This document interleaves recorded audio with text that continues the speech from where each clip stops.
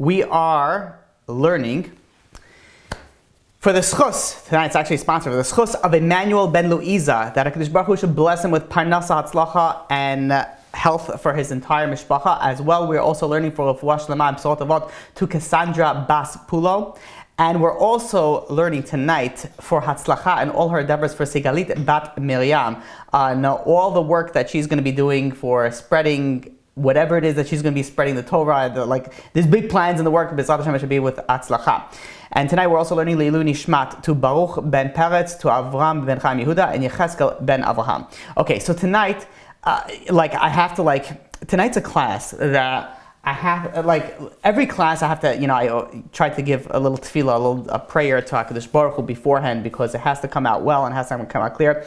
But tonight, there is a possibility that this could just blow your mind. I mean, the concepts can just blow your mind. It's like such an amazing idea, but I can't do it even a little bit. I need 100,000% of HaKadosh Baruch Hu's help in this. So B'ezrat Hashem, HaKadosh Baruch Hu should help us tonight to be able to uncover something so amazing. Oh, it's so beautiful. Oh my gosh, you're gonna be dancing. It's just pure awesomeness. But if it doesn't come out awesomeness, you should know that it's nothing to do with the Torah. It has to do with my delivery and my information of giving it, and that's why it didn't come out.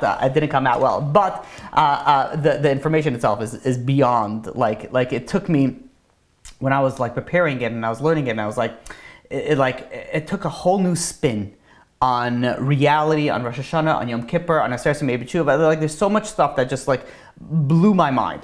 So I hope that I'll be able to share with you the emotions that I was able to achieve by delving into this into this topic. Okay, so it happens to be that a little bit I'm going to be presenting this information like I'm speaking to guys, just because it's a little bit of a different. I don't know. It's just I have a different methods of the different group that I speak to, but you'll be able to stick with me. Just bear with me on a little bit of a few topics, but it's beautiful once we plug everything beautifully together, B'ezrat Hashem. So first I want to start off with a story that I read by Rabbi Pesach Krohn. He put out a new sefer on Yamim Noraim, and I was able to get my hands in it, and I want to share with you a beautiful story that he brings down over there from Rav Yosef of Turtchin. I may be pronouncing it wrong. I don't know how to pronounce it. But anyways, this is Rav Yosef. He was the son of the Chayza of Lublin. And listen to this amazing story. So one time, there was a wealthy businessman. And he was known to have a very, very advanced, high-end wine collection. Nowadays, you would say the tequila collection. A few years ago, you would have said a Scotch collection. A few years before that, you would have said a bourbon collection. But wine is always up there. And he was a very, very big maven, and he had a lot of high-end, old vintage bottles and barrels. And one day he had a very, very special guest, and he wanted to present his guest with, the top shelf liquor. So he calls his butler, and he tells his butler, says, do me a favor, go down to the cellar, go to the back, to the top. He gives him directions exactly where the highest end bottles and barrels are.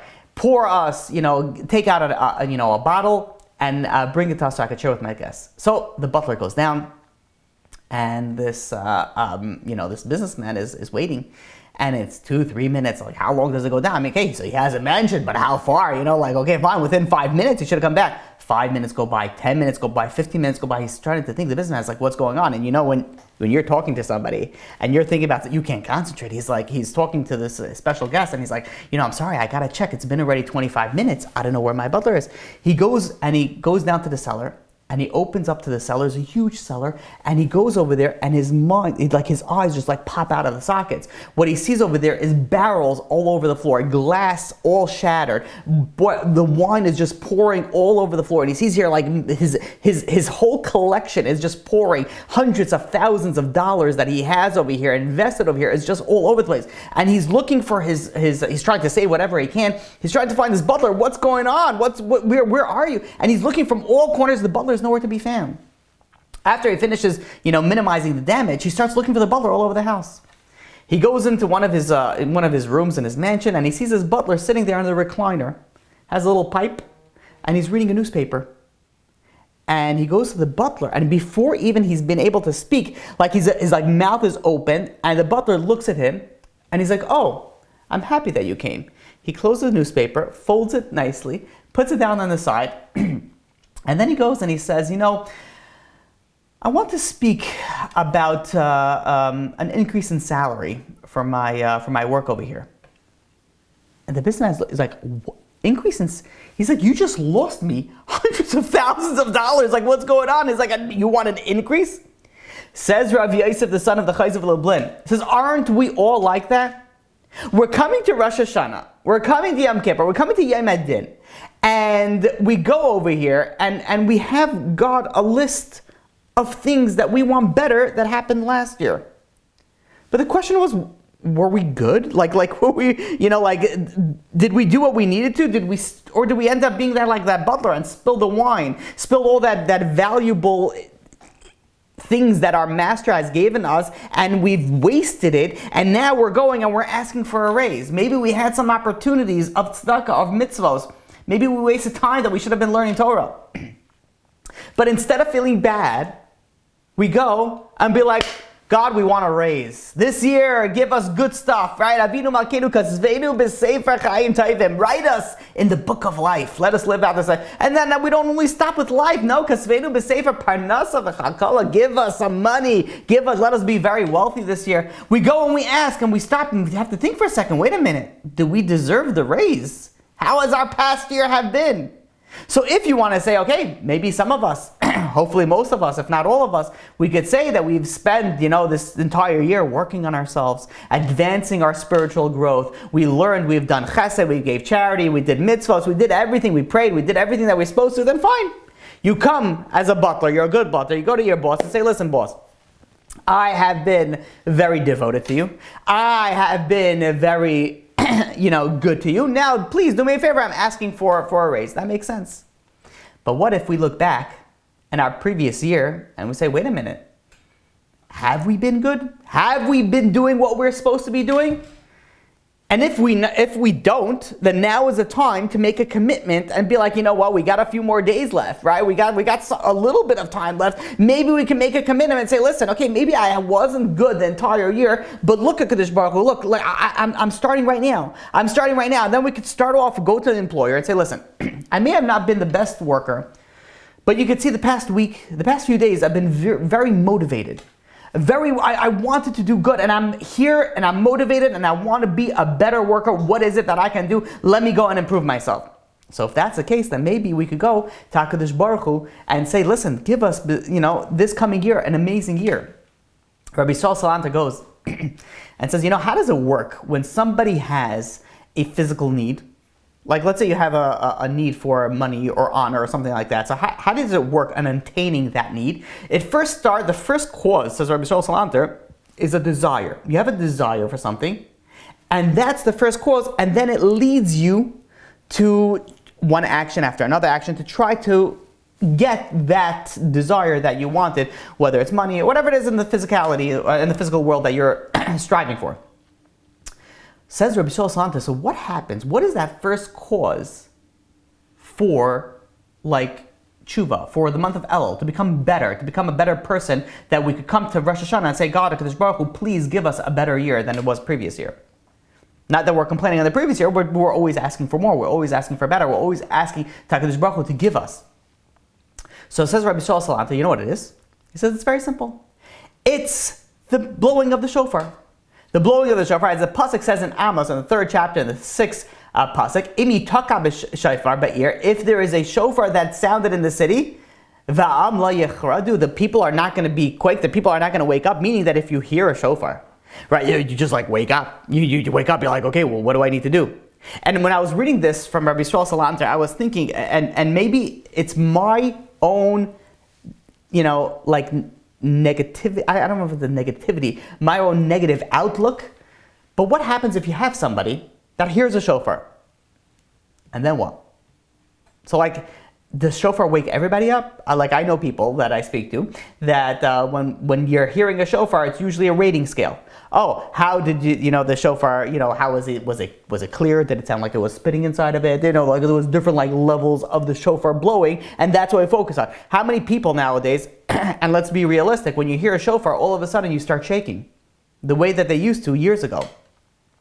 The way that if you heard a shofar, you started like, wait a minute, Rosh Hashana is coming, Elul is coming, Yom Kippur is coming. You start shaking. It says this is Judgment Day. So today, Be'ezrat Hashem, I want to present a little bit of a different angle. That maybe some of us, when you hear a shofar, you don't shake in your pants and you don't get so nervous and you don't change your whole self. So rather, I want to go in an angle that how changing yourself is going to be beneficial for us from a different viewpoint. So in order to begin, we want to go to Parshas Shoftim. Parshas Shoftim in Devarim, chapter 16, verse 18. The Parsha of Shoftim begins with Shoftim v'Shoftim titin l'cha b'chol sharecha. The pasuk, the Torah tells us that you're supposed to put judges and Shoftim, like policemen, law enforcement officials, in all your gates. Now the Medrash brings down something very interesting. That if you have your own judges and you make sure that you're living your life in the way of the Torah, then you're going to be fine. Meaning that if you don't take into your own hands the judgments, HaKadosh Baruch Hu, God, has to mix into the judgment, and then it will be more difficult and it comes with suffering. The Medrash goes into explain that. We're going to explain this concept. The Medrash goes and explains, Rabbi Elazar goes and says, where there is judgment, there is no judgment. Listen to what I'm saying. So Rabbi Elazar says, where there is judgment, there is no judgment. Where there is no judgment, there is judgment. How so? Says Rabbi Elazar, that if there's judgment performed below, it will not have to be performed above. If judgment is not performed below, it would have to be performed above. Meaning, on a very simple level, if you don't judge over here in this world, then HaKadosh Baruch Hu has to get involved and he has to judge. But if we judge over here, then HaKadosh Baruch Hu says, wait a minute, you're taking care of business? Okay, fine. Go take care of business.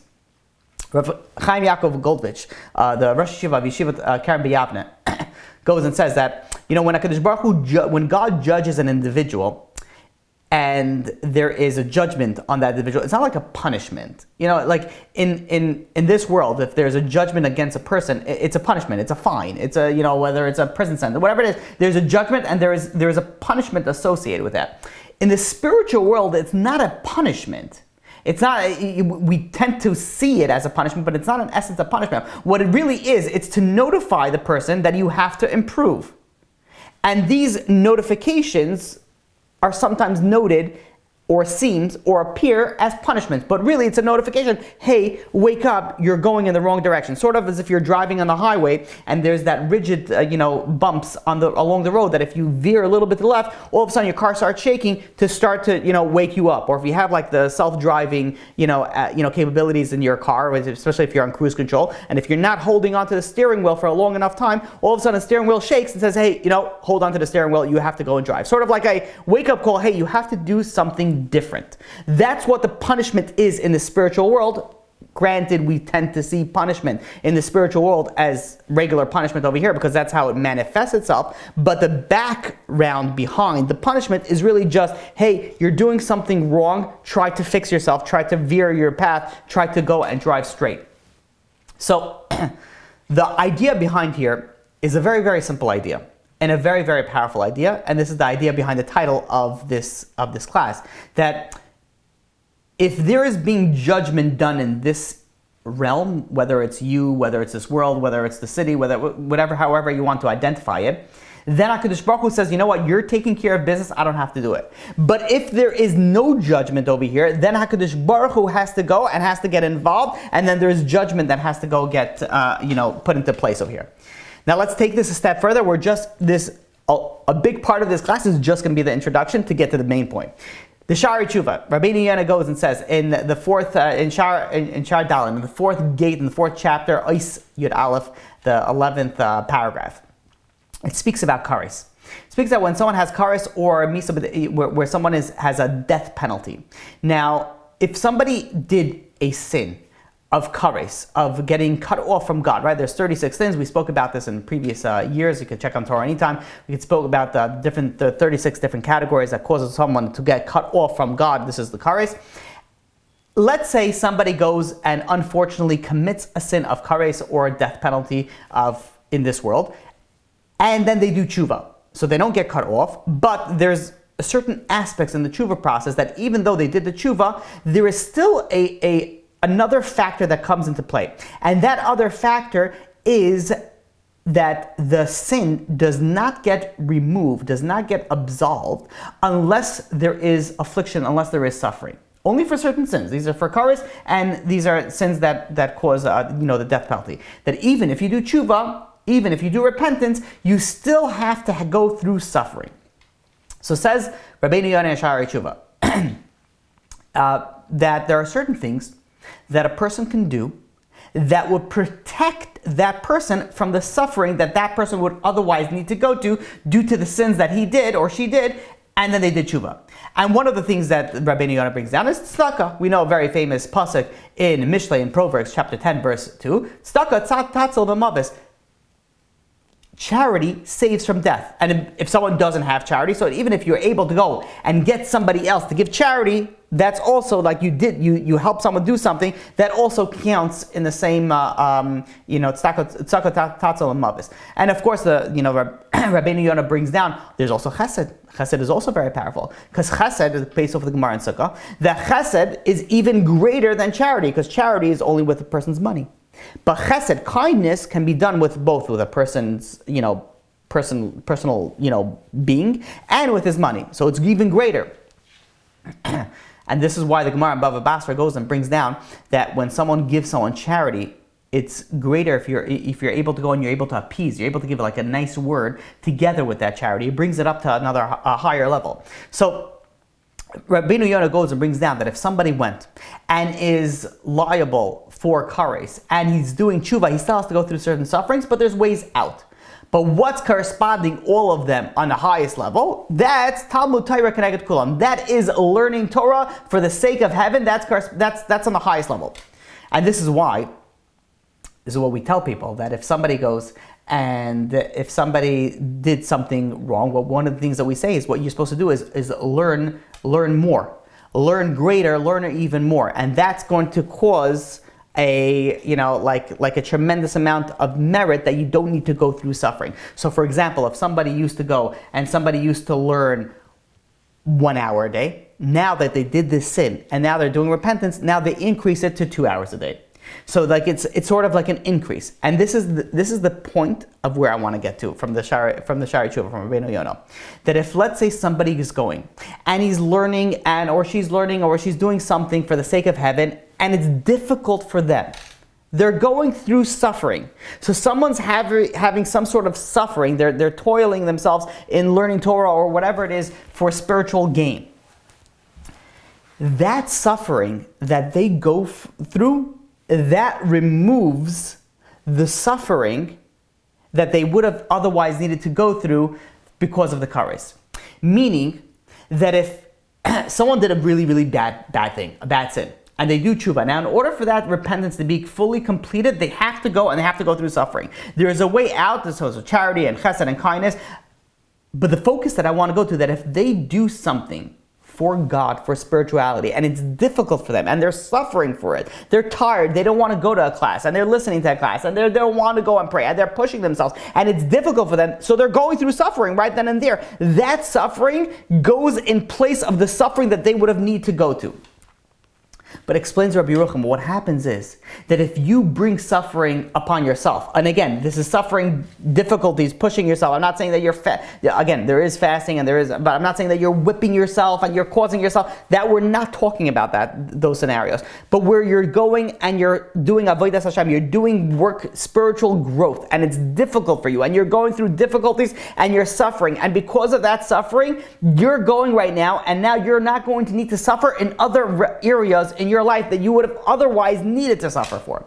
But not only that, the suffering that if you bring it upon yourself and you're making those sacrifices for spiritual growth, those are pennies on the dollars compared to the suffering that would come if HaKadosh Baruch Hu would have to go and send you those wake-up calls.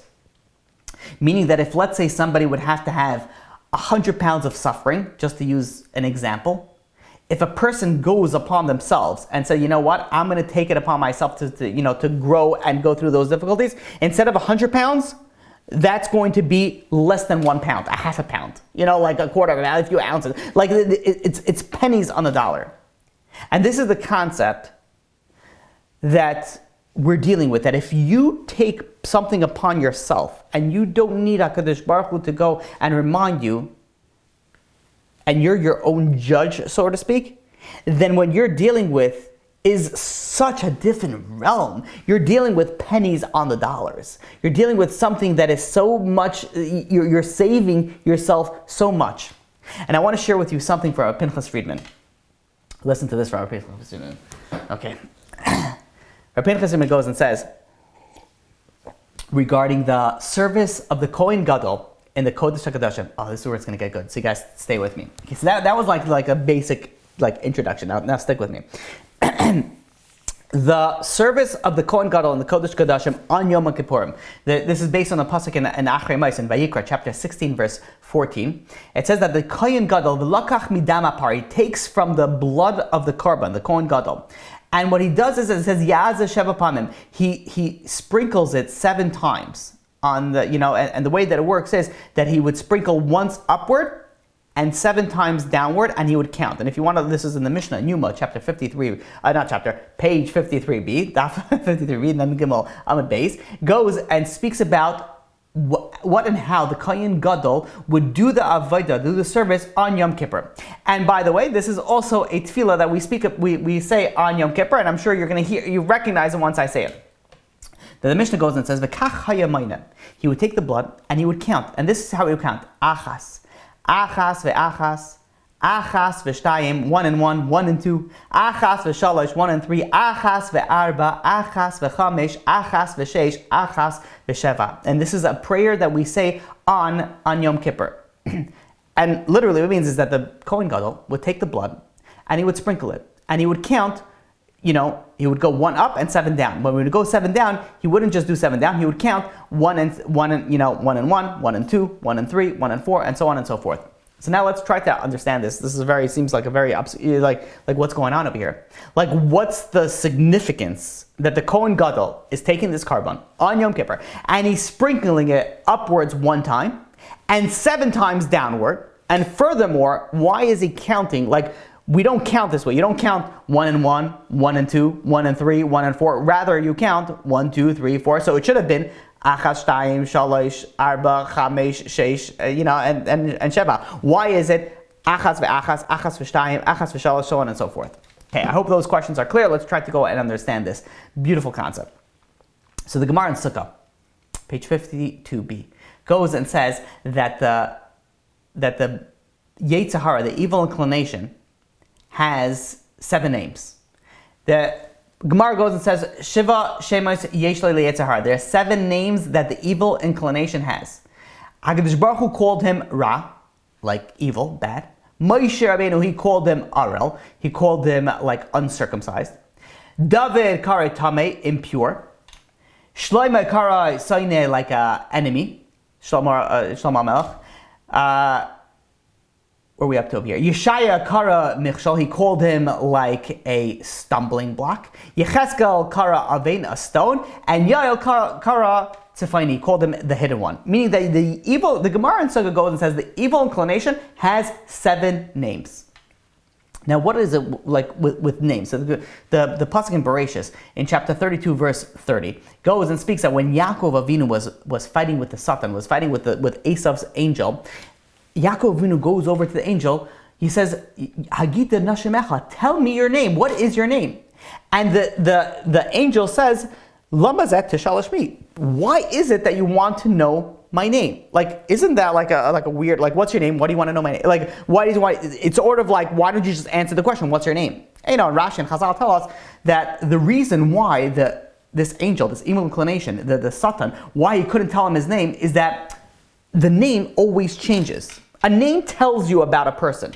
The rabbis, if you go to somebody like a specialist, right, he's able to go like a mikubal, he's able to look at your name, he's able to tell you a lot about you. A name tells you about the essence of who you are. So when you want to know the name of someone, you want to know what is your essence. So the evil inclination, what is your essence? What is it that you represent? The problem is the evil inclination doesn't have 1 name, he has 7 names. He has different things that are going on, meaning that As soon as you get to know the Satan and you think you figured that person, that being out, all of a sudden it comes from a different name. And that's why the Satan goes and says, Lama zeh tish'al shmi. You're not going to know. My name always changes. It doesn't matter what my name is because it's always going to change. I'm always moving in all different angles. You think you know me? I'm going to throw you something out from left field and come out from an angle that you never even thought about before. And that's why it's so difficult to fight someone or something that you don't know what it is. You don't know what it is. You don't know what it represents. You don't know this. The Satan comes from so many different angles. Says the Ramah, Ramesha Islarish. So listen to this, something so beautiful. The 7 names of the Satan correspond to the 7 the 7 material forces in the world. There are 7 ways that the Satan basically attacks. And the Ramah brings down in the Sefer Torah Ha'olam that when the Kohen Gadol goes once upwards, achas lemala, that represents the good inclination. The good inclination, there's one. That's the one. The 7 downwards, the shiva lemata, that represents the evil inclination in the 7 names, corresponding to the 7 forces that drag a person down into aver, into sin. The Kohen Gadol, what the Kohen Gadol does, it combines the once upward into the 7 downward to elevate the 7 forces of evil inclination to join together with the good inclination. So let's try to understand this. The achas lamata, the one above, that corresponds to the neshama, the brain. The man's, Yetzer Tov, that corresponds to the neshama and the brain over here. And the way that we have to battle the evil inclination is to use our intellect. And to combine our intellect, which is one above, with the 7 forces below that correspond to the evil inclination that try to get us to different tactics to bring us down. The Bnei Yissaschar goes and brings down. Now, if you're not with me, just stay with me, because it's going to all make sense soon, hopefully, Bezrat Hashem. The Bnei Yissaschar goes and brings down in Parsha Shoftim that it says that we know that we're supposed to put shoftim v'shoftim tidnu lecha b'chol sharecha. You have to put gates and guards at all your gates. So the question is, what are the gates? So we know that we have to put guards in our gates. So on a simple level, what are the gates of your cities you have to put down? But the Bnei Yissaschar says, no. Over here we're talking about something else over here. We're talking about internal gates. We have gates that go into our soul, and we have to put guards into it. And this is something that we have to work on coming Rosh Hashana, coming Yom Kippur. These are the things that we need to work on. These are the things that we have to put the guards in the gates. These are the things that we have to put the judges over there so that we could say, God, we're judging ourselves. You don't need to judge us. And what are the gates that you need to mount under? Says the Bnei Yissaschar and Arga the Kala. This is based off the Sefer Yetzirah. He says, you want to know what the Shiva Sha'arim, what the 7 gates are? The 7 gateways are to the soul. They're the 2 eyes. There are the 2 ears. That's number 4. There are the 2 nostrils. That's number 6. And then it's the mouth. That's the 7. These are the gates that we have to guard ourselves, that we have to put watchmen over there to make sure and control. To make sure that nothing is going in there, the wrong that shouldn't be going in there. And what do we put in control? That is the one lamala. That's the neshama up above that we have to put in our brain in control to guard these 7 openings that exist into our soul. And this is the intellect, the neshama, that has to go and weigh every circumstance and judge every situation. Is it proper to engage in what I'm about to engage in? The Shlach Kaddish goes and brings down on a little bit of a different angle. It says the 7 gates. He takes the 2 nostrils and puts it into one, and that's and that nostrils is, instead of counting it as 2 gates, it's 1 gate, and it's in reference not to actually the smelling, but rather to anger, and that or whatever. Maybe we're not going to go into that. The reasons why the nose is associated with anger. Simplest thing, if you want to just say, if you see somebody that's angry, look at their nose. They're going to flare. The nose is associated with anger, but we're not going to get into that. That's a different class in itself. But that's the 6th. So where's the 7th? The 7th gate, according to the Shlach Kadosh, is the bris. That's the 7th gate that we have to guard and make sure that we put guards on all your gates. So let's try to break this down just to understand this a little bit. So your eyes. When you look at your eyes, you have to be careful what you look at. But people think this is only for men. And the truth is, it's not. It's not only for men, it's also for women. Women also have to be careful what they look at. And if you really delve into the matter in a psychological aspect, a woman internalizes something much more than a man. A man could see something, it could be bad for that man, and it could result in a sin, and it's a huge, huge problem. But a woman could see the same thing, and maybe it doesn't result in the same sin as a man, but it internalizes with her. It sticks with her, and that image is present in that mind. You know, every woman knows, like every man also knows this about his wife, that she can remember everything. Right, and it's just ingrained. It's just ingrained. A woman can ingrain things into their eyes. So when you're looking at something, people think, okay, why was it a big deal? It's a man that can't look. No. A woman also has to put gates, be careful what she looks at, because that internalizes and it sticks with that woman. A man goes and watches a short clip. He watches it, laughs, does something, whatever it is, bad. Okay, fine. A woman is thinking about that. We're like, wait a minute, what happened afterwards? Did they get married? Did they not get married? Did they have children? What happened? Did they house their finances? There's so many follow-ups that have to go and have to continue to understand, like what's going on with the, with the story. So a woman internalizes it a lot more. So when we think about our eyes, and we think about things that we want to work on, coming Rosh Hashanah, think about what we're looking at. And it's not only good or bad, and that you could also, in a completely different angle. You could look for opportunities for chesed, or you could be blinded for opportunities for chesed. You could look into a sefer, you could look in the book, you look into a siddur. Next time that you go and you have to bench, you have to make an alamichya, you could think about it. Am I going to look inside, or am I going to say by heart? We have ways to utilize our eyes. This is one of our gates. This is the gates to our soul. The question is, how are we putting these guards, these judges on our eyes to make sure that we're looking things that we're supposed to be looking at? And furthermore, our eyes are our gateways to our thoughts. What you see is what you end up thinking of. So you could go into the street and you could look at nothing, and because you're spacing out, you're looking into whatever it is in your mind. But you could look at the trees and you could be like, wow, ma'arabu masach Hashem. How amazing God's creation is. You could look at a beautiful house and you'd be like, wow, look at the mitzvah of mezuzah. You could take something that you're looking at anyways, and you could sort of convert it. Maybe that's not the best word, but you could sort of like transfer it into a positive aspect on a positive spin, maybe is a better word, a positive spin for the spiritual side of things. So you could go into the street and you could look at beautiful architecture, or you could go into the street and look at the beautiful things that HaKadosh Baruch Hu created and give thanks to HaKadosh Baruch Hu. Meaning that everything that our eyes are so imperative, so important to our day-to-day being. We utilize them so much and we don't even stop for a second and think. Even just appreciating it is something that all of a sudden now you're taking something and you're utilizing it for the benefit. You're utilizing it for HaKadosh Baruch Hu. You're utilizing it for the Torah. You're utilizing it even for gratitude, to say thank you HaKadosh Baruch Hu for the eyes. So we take our eyes and we utilize it for the good. And by the way, all that I'm saying about eyes now can be transferred to any of the other gates. But let's look at ears, for example. What do you listen to? So we're coming to Rosh Hashanah. You're driving a lot. You're walking. Okay, so you need to listen to music. Maybe take 50% of the time that instead of listening to music now, you're going to listen to a shir. You open up Torah Anytime app, you go and you download some shirim, you go and listen to some shirim, you go get something that you say, okay, fine, let me introduce some kedusha into my ears. Or on the flip side, what am I listening to? Maybe I shouldn't be listening to something. Maybe I'm talking to somebody and they're saying Lashon Hara. And even, I'll take it even a step further. Forget about like the entire spirituality thing. How many times do we have conversations with people?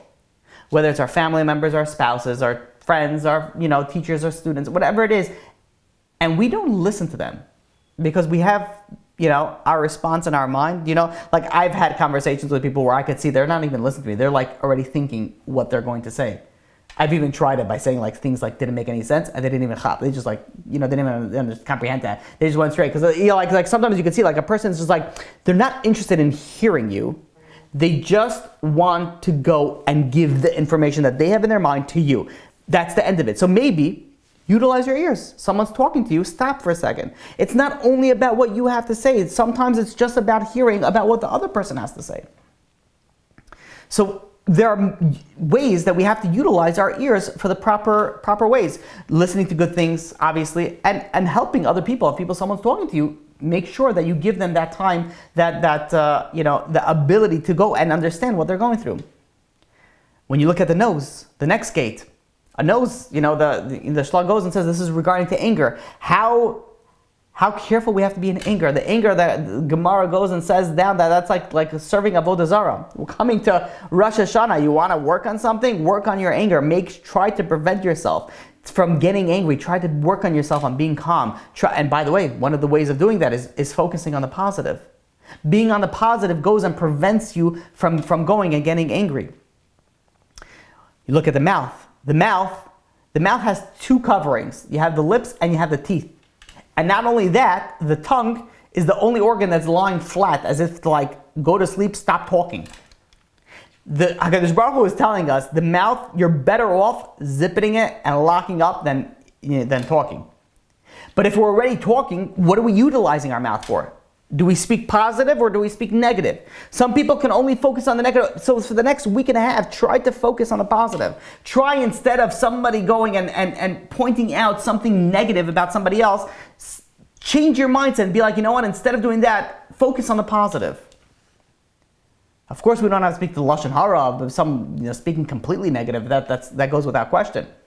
But also, we utilize our mouth. You're making a bracha, making a blessing. Why don't you go and make it out loud, make it slow? You're praying, pray a little bit louder, pray a little bit slower. Do something with your mouth that's improving it. And of course, finally, the bris. Now, this is not only for men, it's also for women. This is something in the realm of tznius. And we're not going to get into the whole topic over here because this is not the time that I want to delve into it. But, for men, this is something that we should be working on during this time, during all time, but especially during this time. And women, focus on tznius. It should be a little bit easier now. It's not as hot, but you have a few weeks, or a few days, depending on when you're listening to it, until after Yom Kippur, where you could go and you could work on yourself and you could advance yourself and say, listen, HaKadosh Baruch Hu, I am putting guards, I am putting something over here in place over here, and I'm working on it. We have here the 7 gates. We have to go the eyes, the ears, the nose, the mouth, and the bris. We have to go and say, listen, HaKadosh Baruch Hu, we don't need any judgment. We're taking it upon ourselves. We're taking it under control. We're becoming our own judge. Now, everybody has their own strength, their own weaknesses, their own desires, their own temptations. And every desire, every temptation, every weakness can be either used for the positive or for the negative. You can have someone who has a desire to accomplish a lot. So they could utilize that in the physical world and accomplish a lot, whatever it is, real estate. And, it could be like information with college degrees and who knows what. Or you could utilize it to strive for accomplishments in the spiritual world. You have that same desire. The desire, let's say, for somebody to achieve a lot of money. So they want to get a lot of something. That desire can also be used in the spiritual sense. Every desire that we have can be focused on either the spiritual side or on the physical side. And sometimes, maybe it's good to tap into both. But it's so negligent of us that if we have this certain desire, that we only utilize it for the physicality and we don't tap into the spirituality. You have a desire for beautification, for things to be beautiful. So you could do that in the physical sense, but you could also do that in the spiritual sense. You could beautify a mitzvah, you could beautify a chesed, you could beautify some sort. People have certain desires. That desire, if you just stop for like 6.5 seconds and you think about the desire that you have, you could very easily transfer it into the spiritual realm on how it'll be beneficial and growth in the spiritual realm. You have people, for example, that are geniuses. And, I remember in high school, I had a classmate of mine, 9th grade. He was already building computers. He was already a genius. And I don't know where this guy ended up, because I have lost touch with him after maybe 10th, 11th grade. I don't think he stayed till the end of high school. And, but I remember even back then thinking that they have, this person has the ability to accomplish so much. He was very, very smart. Building computers, in 9th grade and doing crazy stuff with programs and things like that. And so what's going to end up with someone with that type of potential? Either they could be great in the technology world, or they could tap into the spiritual world because they have so much power that they could have over here. I can't tell you how many geniuses that I know and have known in my day that they ended up wasting their time playing the most stupidest video games. And this I remember, like something like Dungeons and Dragons. I don't know if even if this still exists. I still, to this day, cannot comprehend what it is with dice and this and you notepad and I don't know, the slide. Like it makes absolutely no sense in how people with such high IQs, I can't comprehend it. Maybe it's a whatever it is. Like I can't even begin to comprehend on how people go and waste so much. And it's not like somebody that's like not smart. When I'm dealing with like geniuses, like really like people that are so smart, I'm like, why are you wasting time building farms? Like I'm playing Candy Crush. Like I don't understand. Like, okay, so you need to like chill out a little bit, and you need to like, okay, fine, but like 8 hours a day, like that's a problem. Like that's wrong. Like what's going on? We have each and every single one of us have so many different areas of potential greatness. And instead of utilizing it for the benefit, we utilize it for the negative. And everybody has something. We all have something. Even if it's like laziness and just like not doing it, you could still transfer that into just like sitting and just like listening to Torah classes instead of sitting and binging, TV shows. Like we all have different areas that even it's our desires, our temptations, we could easily transfer that to in the positive. And now it might be very difficult for you to like stop cold turkey and whatever it is that you're doing and focus only on the positive. And that's not really the goal that I'm trying to present over here. But rather what I'm trying to present is at least tap into that potential that you have. We have some sort of potential. Tap into it, at least 10%. For the benefit, at least 10% for the spiritual growth. We have so much that we could accomplish if we only go and we only open that potential, we only open that door. The problem is we don't even look at that door. We waste our time, we go and we focus on the negativity and we don't even look at the positive angles of what we have. Every single one of us has so much potential. And it's coming to Rosh Hashana. HaKadosh Baruch Hu says, I gave you so much power. And you wasted it on that? Like, I gave you so much time in your day. And all you do is listen to music in the background? Like I gave you so much potential in inspiration, in like creativity. And what have you done with it? Like we don't want HaKadosh Baruch Hu to come to us and be like, wait a minute, I've given you so many tools, what are you doing with it? We want to go to HaKadosh Baruch Hu and say, no, we're taking care of it right now. We're working on it right now. We don't need any extra judgment. We're taking care of business. You have people that were so successful, they're able to open up so many businesses. So you take that power, open up an organization. Open up something. There's so much good that's being dished out, but there's so much more good that can be. There's so much that we could tap into that we don't tap into it. The Shara Tshuva goes and brings in the first chapter, in Ois 10, Ois Yud, brings that HaKadosh Baruch Hu put Nishmas Chaim, put the soul of life into a human being. Now, the Shara Tshuva goes and breaks down to three things. It says, what do we gain? What do we take out from this? Number one, that now HaKadosh Baruch Hu blew into us this nefesh nishmas chaim, this spirit of life that we could recognize God. That's number one. Number two is that we could fear God, and number three, that we could govern over our body and all its actions. This is something that we have to go and try to tap into, to govern our body. We're in control of our body. There was once a student that went over to his rabbi. And he said, give me advice. How do I conquer my temptations? How do I go and I conquer things that I can't, I have too much desires, how am I supposed to conquer it? So the rabbi goes and says, I want you to go to the students. He's in the far outskirts of the town. Go to the students and he will tell you exactly how to conquer your temptations. So the guy says, wow, it's unbelievable. I never heard about this student. He goes and he travels out to the outskirts of town. And then he has to travel a little bit further out. And he finally reaches the student's house. And this other student knocks on the door and nobody's answering. And he was waiting, and he's knocking, and he's ringing, and he's knocking, and there's no answer. But he sees people are in there. There's lights, there's that. He ends up, he's like, no, listen, this is my rabbi sent me over here. I'm going to get my answer. I traveled all this way. I'm going to get my answer. He's sitting on the doorsteps, and he's knocking until the point was, it was too late. He ended up falling asleep on the doorstep. When the morning came, finally, the other student who owned the house opened the door and let the other student in. So the student sleeping on the doorstep wakes up, goes into the student's house, and he says, I got to ask you a question. I came all this way because the rabbi sent me, and he said that you could tell me, how is it that a person is able to control his temptations? So the student, the owner of the house, says, you see how I kept you waiting outside all night? And the student says, I noticed that. I wasn't going to say anything, but what's up with that? And the student who owns the house says, you want to know why? Because this is my house. And I decide when I'm going to let you in and when I'm not going to let you in. You don't decide when you come in.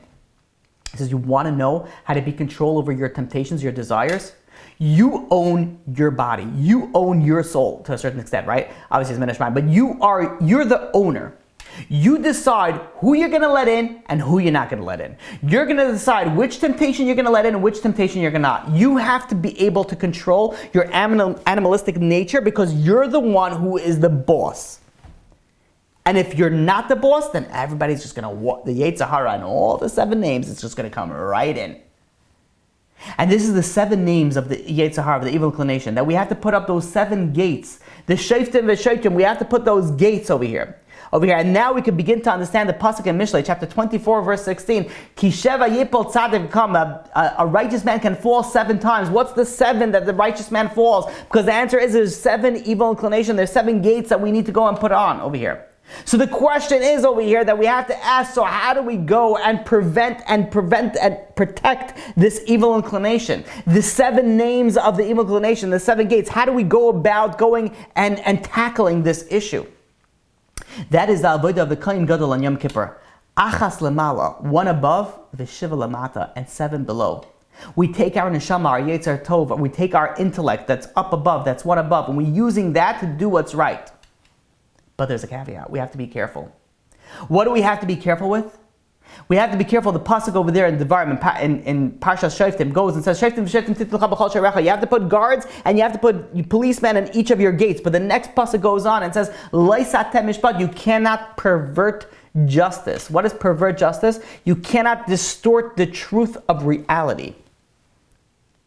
Let me share with you something I heard from a doctor that was giving a lecture about pregnancy loss and a pregnant woman regarding Yom Kippur and fasting, things like that. So the doctor saw something fascinating. He says, what's the difference between men and women when you're dealing with a situation with pregnancy loss? He says, men try to blame something else. They try to blame and sue. That's the men's mentality.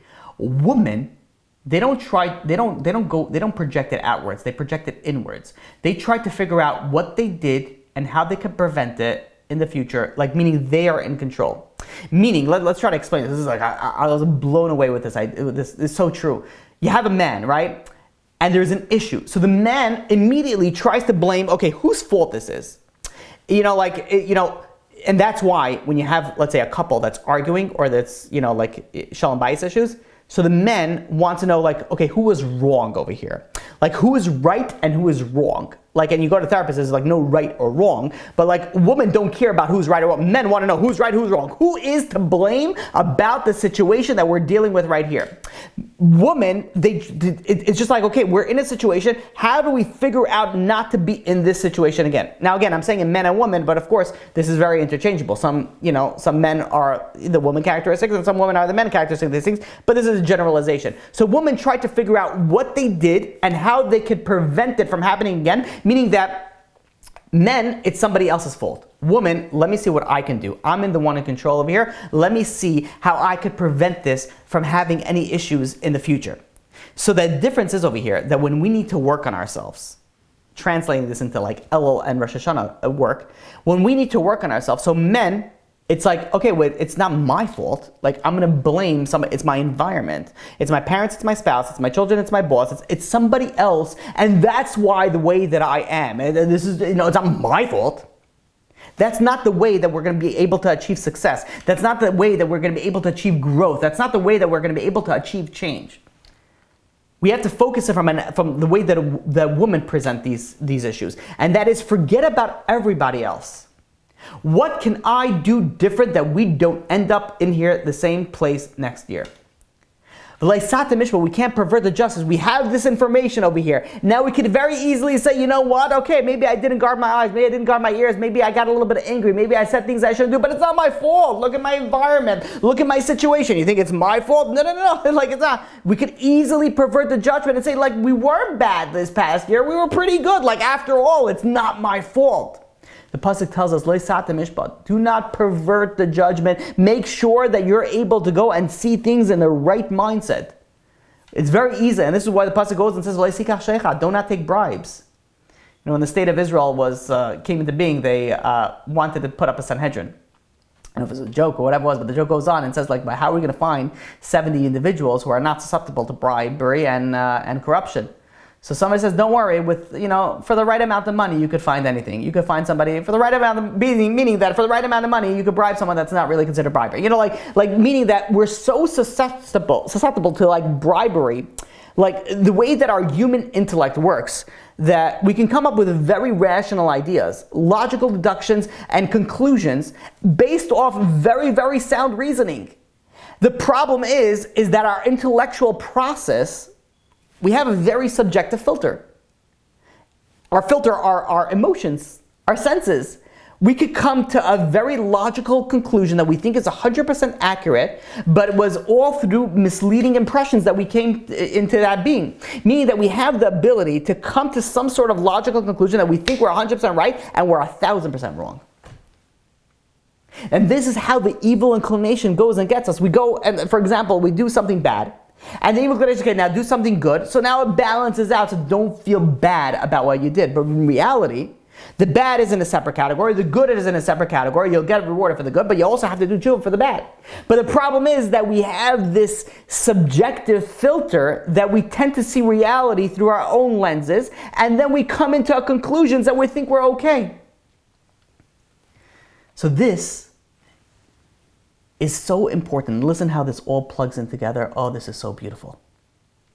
So we have this idea that we need to be our own judges. We have to put the judges in our gates, and we have to make sure that we put the shoftim v'shoftim. But we also have to be careful that we don't get bribed. We get bribed by our own emotions, by our own ideas. So what happens is, says the Chazal so beautifully, what does the Kohen Gadol do? It says on Yom Kippur, it says achas lemala v'shiva lamata. The one above is counted with every single one below. That's why the Mishnah goes and says v'kacha yomayna achas ve'achas v'shtayim. It's always one and then the second, one and then the third. What it means is that when we use our mind to try to figure out where we're holding, we need to stop. It's not about 1, 2, 3, 4, 5, 6, 7. No.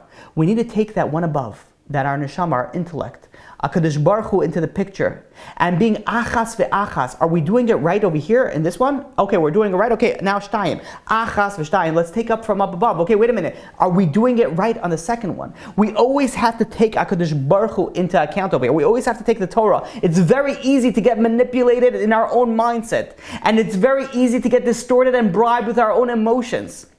And that is why we have to go like what the Kohen Gadol says, achas ve'achas, achas v'shtayim, one and one. We always have to go to the one above to the seven below, the seven different levels of the Yetzer Hara, of the evil inclinations. And that's the evil inclinations going to try to get us in different ways. And the only way that we're able to tap into it and be able to conquer that is to make sure that we're tied up to the one above, to the neshama, to God, to the Torah HaKadosh, to make sure that when we're looking down and we're putting the judges, the shoftim and shoftim, that we're connected to that. And how many? 7. The 7 areas that we have to do correspond to the 7 levels of the evil inclinations tactics, correspond to the 7 things, the way that a Kohen Gadol counts, because it ties it all up to the neshama, 1 and 1, 1 and 2, 1 and 3, and so on and so forth. And now we could see something so beautiful. What does Elul stand for? Elul is Aleph Lamed Vav Lamed. Listen to how beautiful you should be dancing and jumping. Aleph Lamed Vav Lamed. That stands for Achas Lamala V'Shiva Lamata. Our avodah, our work, for Elul, now Rosh Hashanah Yom Kippur, we're making sure that we connect that one up above with the seven below. With the one up above, that's our neshama, that's God, that's a Torah Kedusha, that we're able to go and make sure that the seven below, the seven evil inclinations, the seven different tactics, we got that into check. And how do we get that into check? We got to make sure that we got all our seven gates covered.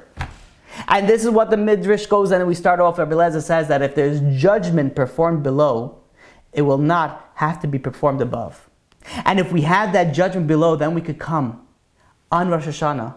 And we could come, we could say, Avinu Malkeinu Kasveinu B'Sefer Chayim Tovim. Write us in the book of life. Avinu Malkeinu, our Father in heaven, Kasveinu B'Sefer Geula V'Yeshua. Let us have our Geula. Let us have the Mashiach come. And we could say, Kasveinu B'Sefer Parnas V'Chakala. We could ask for all these things, because we could tell HaKadosh Baruch Hu, yeah, maybe we weren't great this past year, but coming from right here, right now, we're putting on gates on all we're putting our judges on all our gates, and we're making sure that we're tying their achas v'shtayim. We're tying it everything to our neshama up above, and we're making sure that every decision that we make, we're not manipulated by our own emotions and temptations. We're trying to figure out what is right that HaKadosh Baruch Hu wants us to do. And once we have that, then we're our own judge, and with our own judge, then HaKadosh Baruch Hu should bless us with such an amazing, unbelievably beautiful, successful year, a year that we have never had this much success before in all areas of our life. Let us open up to some questions. Okay. Whew. I feel like I need a break over there. Whew. All right. I hope that came out clear, because that's, if you didn't enjoy that, I don't know. Okay, maybe I did. If you didn't enjoy that, that's my fault. Okay. Let's go on to some question over here. Isn't Hashem involved in everything?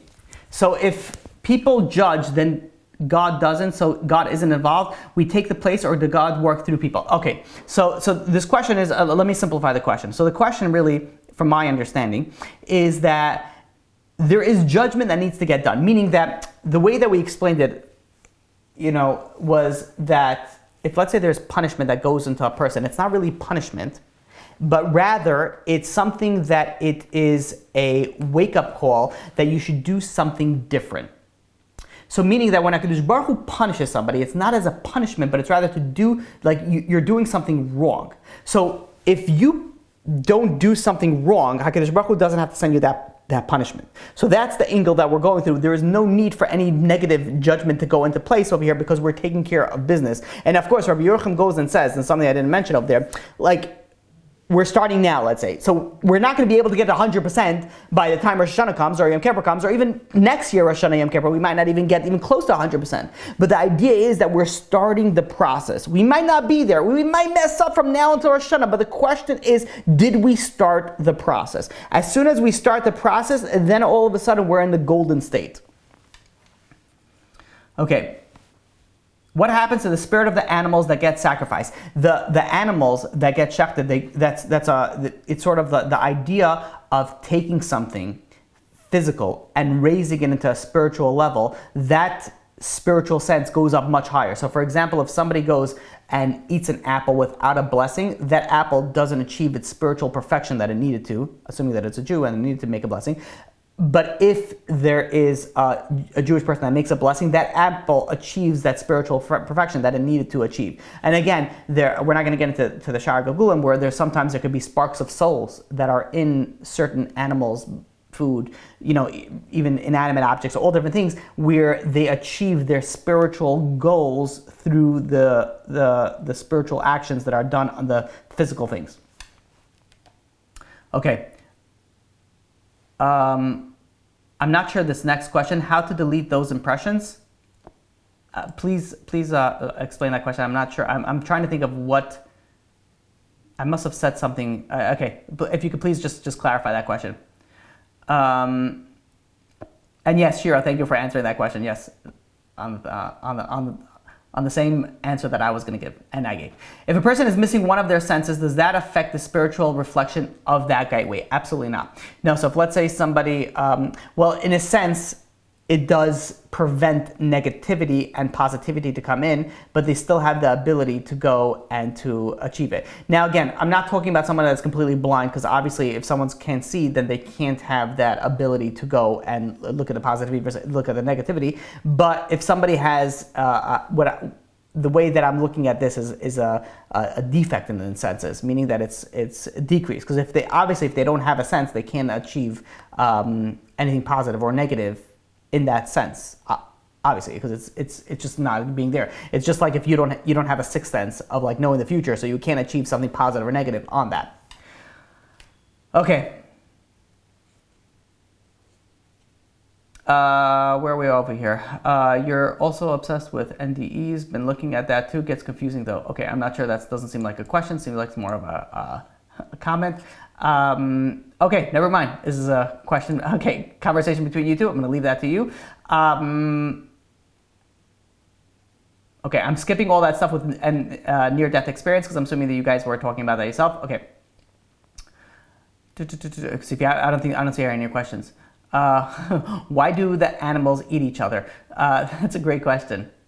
Some animals are carnivorous. They eat other animals, and other animals are live on a plant life. I would.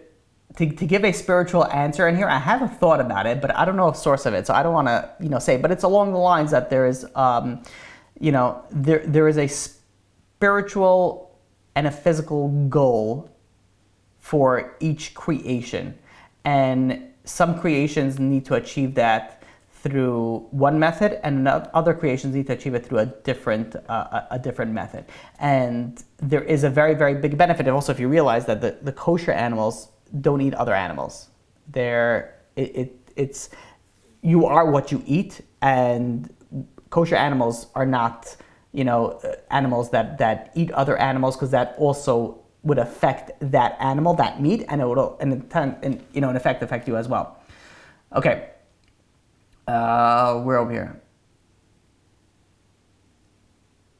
Okay, okay, next question over here. I'm sorry for the respect. Blah, blah, blah. Why not avoid things different to this year? Okay, I'm sorry. I don't know what I avoided over here. So please, I usually at the end of every class, I leave it open up to any questions. Doesn't have to be anything related to the class. So feel free, to put up anything. I don't mean or intend to avoid anything. So you can bring up any question that you want over here.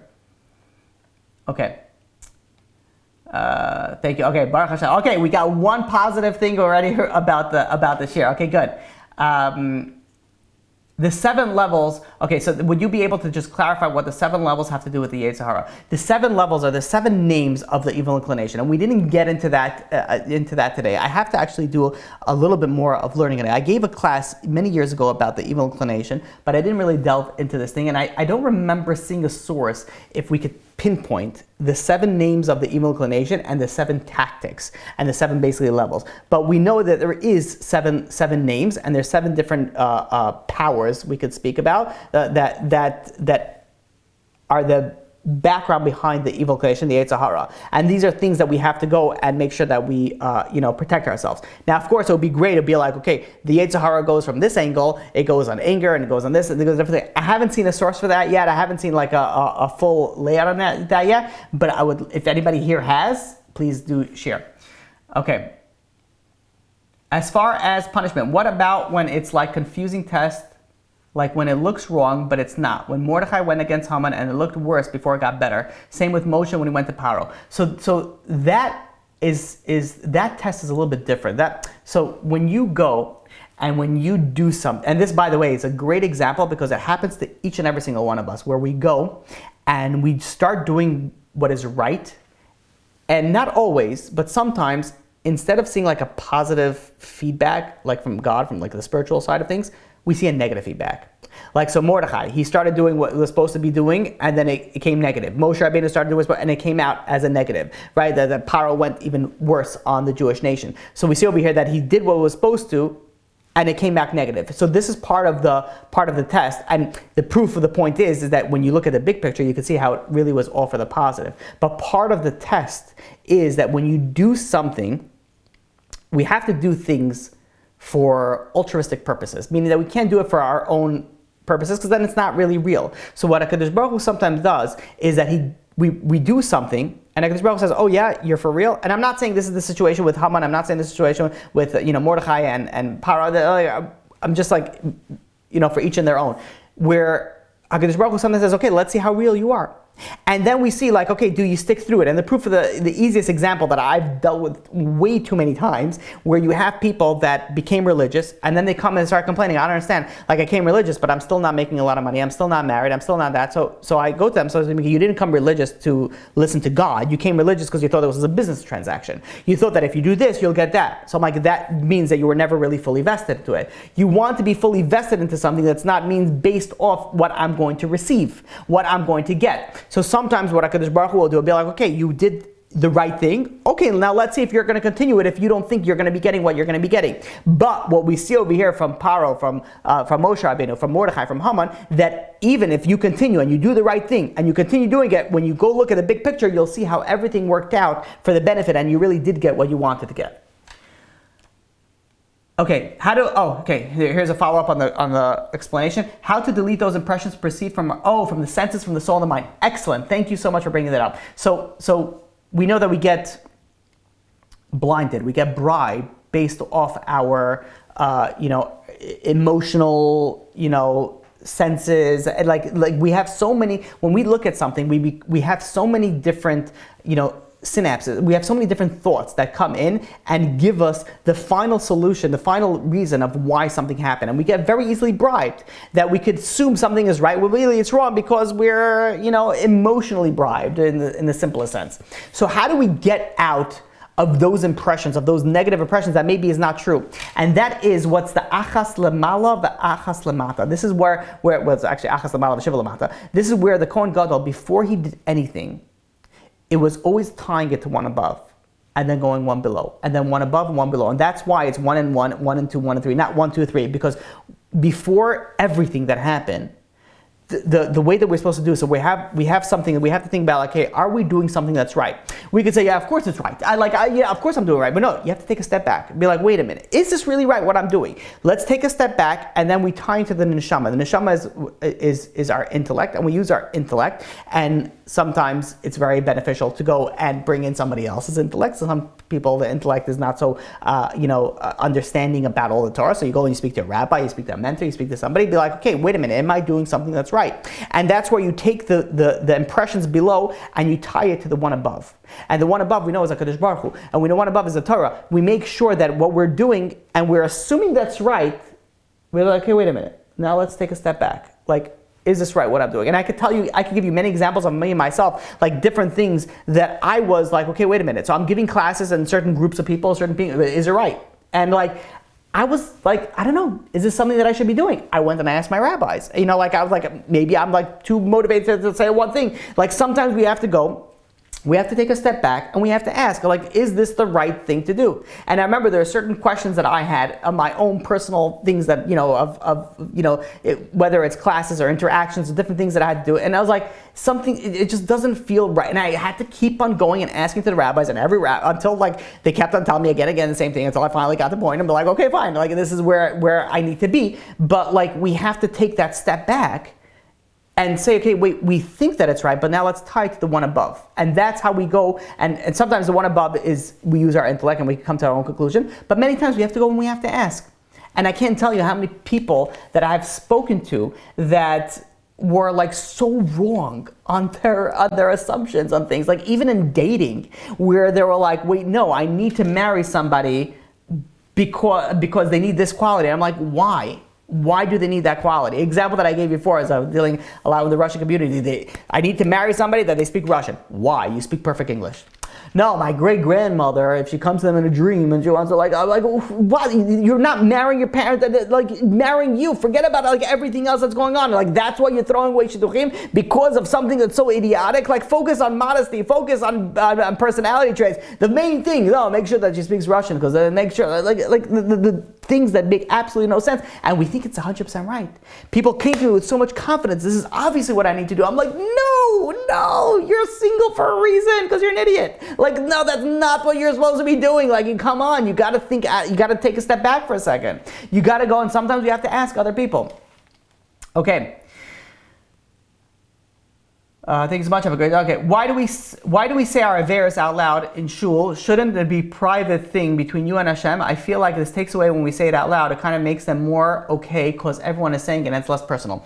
So when you're dealing on generalized, like where you're doing achates, that's a generalization that you, even though you're supposed to still, you have to say it out loud. You're supposed to say it, you're supposed to hear it, but you're supposed to still say it more in a lower thing. But when you speak about personal sins, you're supposed to keep it quietly. You're not supposed to make an announcement in the synagogue and be like, okay, everybody, I want to share with you this past, year I've done X, Y, and Z. No, those you're supposed to obviously say, personal and private. But there's certain things that are just generalized. This is just part of the curriculum of the prayers that people say it out loud. Okay, kind of off topic, not a problem. You mentioned Shar Gagulim. Is it true that women are only incarnated to come and save their husband? So in Shar Gagulim, regarding incarnation of women, there's a whole interesting aspect regarding women in Gilgulim and how they get Gilgul. But the if they even are coming back, we're not going to get into all the details of that. But there is quite a few interesting ideas regarding women and reincarnation,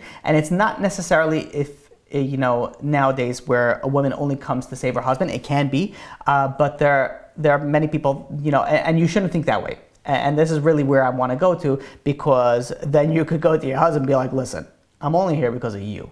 All right, so you better ship up or shape out, or this is not working out. No, this is not the right mindset that you should have. Rather, everybody has things that they need to work on, and everybody has things that they can improve and they can gain. But there is an interesting aspect when you're dealing with women and reincarnation regarding also Torah and Gilgulim and whatever.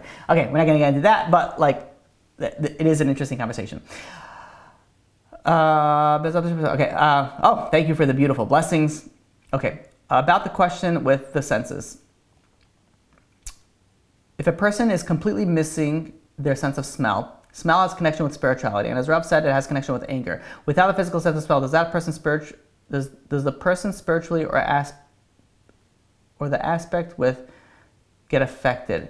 Okay, I don't understand the last thing because I think there's a little bit of misspelling over there. But if with anger and the sense of smell, a person can have no sense of smell and can still get angry. It's more the nose that is associated with it. But there is the sense of smell is very into the spiritual, because that's also when we smell besamim after Shabbos and things like that. Of course, there is an effect to a certain aspect, but for the growth aspect of it, it's there, but it's not something that should be, focused on. Be like, okay, listen, if let's say somebody doesn't have a sense of smell, and by the way, this is a very common thing, because especially if you have people that have some long-term COVID effects where they lose their sense of smell, it'd be like, okay, how are you? Okay, so if I can't work on this, the focus shouldn't be like, okay, now I'm lacking in this area and I can't achieve perfection in this area. You could still achieve perfection in that area, but granted, it's going to be limited due to your limiting factors. But physicality is only a tool to achieve the spirituality. You still have the ability to tap into that spirituality even without that physicality. But of course, there is a lot of details that come into play with that. A simple example would be like if, let's say, somebody has to go and fix a sin of guarding their eyes, but they can't see, then they can't fix that sin. But HaKadosh Baruch Hu wouldn't put that in a situation unless they needed to fix it. So if HaKadosh Baruch Hu took it away, that means they didn't need it in that aspect. But again, I'm going down a rabbit hole that doesn't need it. But the idea is that even if you're lacking in something, that doesn't mean that you're not able to achieve that perfection in the spiritual sense. Maybe to a certain extent, depending on what you need to fix, but that shouldn't be the focus. You should still try to focus and to accomplish whatever it is that you need to accomplish. Okay, yes, there are, okay, no, yes, I'm saying yes, I didn't read the question. I heard there are 5 parts of the soul. Why does the Yetzer Hara have more levels? There are 5 parts of the soul, but the evil inclination already has more levels. The question should even be even greater, be like, how come the good inclination is 1 part? The evil inclination, there are 7 parts. So how come there's 7 parts and there's only 1 part? That's why one of the tzaddikim used to say, it'd be like, listen, God, you have to grant us some mercy over here. We're 1 versus 7 over here. Not there's not an even playing field. But of course we have the Torah, and we have Barasi Yetzer Hara, Barasi Torah Tavlin, and the Torah HaKadosh is able to go and combat all the Yetzer Hara's evil tactics. And of course, we don't want to mess. We don't want to, entice. The Yetzer Hara is very strong, and we'd rather like you do, leave me alone. Let me do mine. And we're not asking for anything. But of course, HaKadosh Baruch Hu created it in a certain sense that we're able to go and are able to accomplish it. Is it easy? No, I don't think so. Maybe for some people, definitely not for me. Okay, I found this here for Ksili Cyber. I was given with beautiful with Hashem. Oh, Baruch Hashem, thank you so much. Okay, beautiful. Thank you so much. I'm happy that it came out good because if it didn't come out good, it was like it's completely my fault because it's so beautiful. Okay, let's move on to getting some more questions over here. What would be a good Mussar Sefer to start looking if someone wants to work on their humility? So humility, almost every single Mussar Sefer deals with humility because that's how big it is. But you could go to like anything, like you could go to like literally any, Mesilas Yesharim. You got like the most Orchas Tzadikim, all deal with that. You go to even the Kaveh Yashar, all deal with humility. So you could open up almost all. Chayvus always like you can open up almost every Mussar Sefer deals with that. Any tips on how to feel more emotion on Rosh Hashanah, especially with hearing the shofar? I don't feel anything when I hear the shofar. It bothers me. Any suggestions? Yes. So I would recommend. It's very difficult. It's not just it's everybody. Like if we don't put a mindset to something, we won't feel it. So, for example. If let's say somebody reads or watches a very, very emotional video or a letter that they read, if they're not invested into that, the way that Hollywood works is that before they get you, how do they get you to get so emotional into it? They make you invested in the characters. So they make you invested in there and then you feel part of them. But if you're just like looking at the ad and someone says, oh, by the way, yeah, this person married this person and then they died and then they forgot about this person. Now they had to re-affect their love or whatever it is, all the different, what is it called? The scripts in Hollywood and how they try to make you feel the idea basically of a love story is basically feeling that it's lost, that it's back, that it's lost. It's the same concept of where they try to tap into the emotions. In order to tap into the emotions, you have to be associated. You have to build some sort of connection to the character. So when you're going and you're dealing with anything in life, if you're not connected to whatever it is that's the purpose of it, there won't be any emotion involved. Simple explanation is like marriage or even children or even any relationship. You have to be connected to be able to feel that emotion. So when you want to feel an emotion, how do you connect? Connect starts off with, you have to sometimes meditate about it. So you have to think about beforehand. So like what the shofar represents. So you could go in different angles, whether the shofar represents the carbon of Yitzchak or whether it's the wake-up call and the crying, and that's why the shofar makes all the sounds of the crying of the doing the tshuva. You have to stop for like a few minutes and meditate and bring yourself into a mindset, and then you're going to start to be able to tap into those emotions. But it's a work. It's not like, okay, let me meditate and then all of a sudden like it's waterworks. No, it's a process. But you have to tap into it and you have to concentrate. You have to delve into it.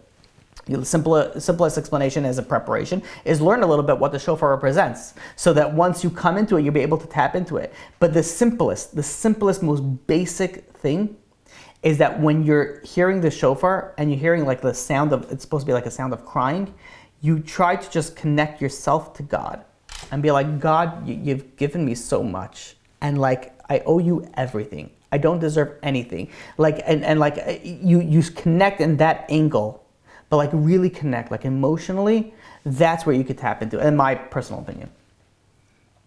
Okay, I'm not sure if I'm being understandable with my question on how I feel more emotions on Rosh Hashanah. Oh, well, I just answered that. I don't know if that, okay, you asked me that before I answered that, so I don't know if that's, but feel free if you could ask again. Okay, this is a little bit random. I heard that when you're drunk, you're not completely liable for your actions, hence Haman didn't want wine at the party. I also learned at Isha Saita has her carbon in the earthen vessel, and Rashi says it's because she fed wine and made him drunk so she could drink with him, but she found the guilty. Then both each other. How is it fear if he was drunk? Okay, I do not follow that question. I follow part of the thought process, but I don't understand if you're asking on how the truth is, I could go at a few different angles in there.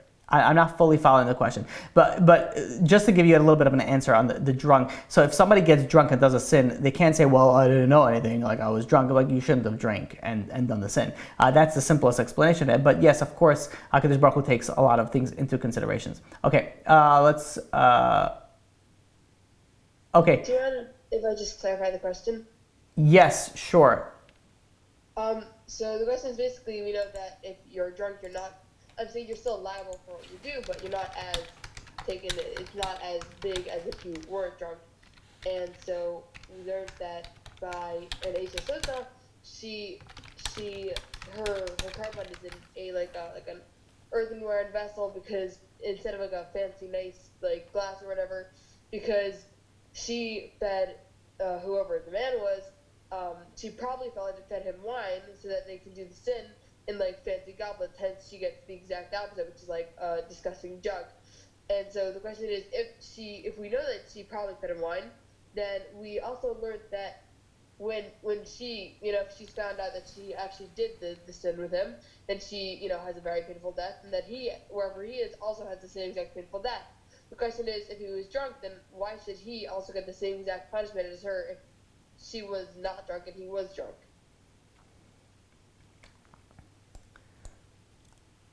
I don't know if I hear your question. I don't know if I follow your thought process, though. I hear your question. Let me think about it. Let's answer it. It's a little bit of an answer I have. Let me finish up these questions, and I'll wrap it up with that question. I hear your thought process. I don't fully agree with that thought process, but let me answer all the other questions, and we'll take that. I also want to take that one off camera. Okay, let's finish up over here. What to say from the prayer book if I emotionally probably won't be able to do everything on Rosh Hashana? Oh, that's a good question. Like, that's something that I can't answer. Over here. If you can only say certain things, you can reach out to me, and we could try to go through like what's like the levels of first you should do, and then second, and so on and so forth. Is it better not to go to shul or to go to shul that doesn't have a proper separation between the men and women side of the shul? The mechitza ends around a bit under my shoulder. I am 5'2". If it's better for a woman to daven, it's better to daven at home and then go to a shul that's not is problematic. But again, this depends on a few factors. Reach out to me and we can talk about it. Okay, beautiful. All right, look at that. We got all the questions. So we have over here one more question we're going to answer.